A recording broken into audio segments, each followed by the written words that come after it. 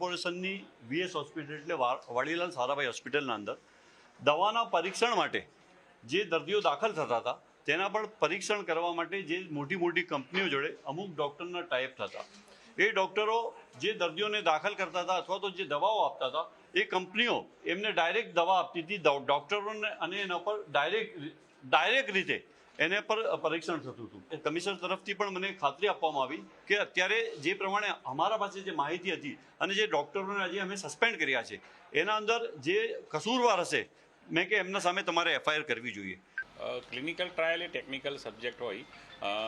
NHL medical કોલેજના dean madam છે,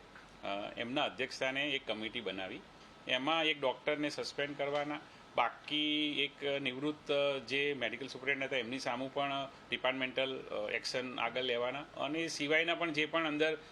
જણાવેલા હતા જેમની અંદર ભૂમિકા જણાવી હતી અને પ્રાથમિક તબક્કામાં જે પણ જણાઈ છે એના બાબતે એક સક્ષમ કક્ષાએ એવો નિર્ણય લેવામાં આવ્યો કે એક તો આ તપાસ આગળ ચાલે, કારણ કે તપાસ હજુ અધૂરી છે, અને બીજો કે જેની સામે જેટલા એવિડન્સ મળ્યા છે એ બેઝ ઉપર એમની સામેની કાર્યવાહી ચાલુ થઈ જાય, એટલે એ કાર્યવાહી માટેના ઓર્ડર્સ કરેલા છે. હવે અમે જે તપાસ કરી એમાં સૌથી પહેલાં તો અમે પ્રિન્સિપલ ઇન્વેસ્ટિગેટર જોડે ડોક્યુમેન્ટ્સ માંગ્યા કે ભાઈ બધા એગ્રીમેન્ટ્સ આપો તમે જે બી કંઈ થયા હોય, અને એક વાર નહીં, મેં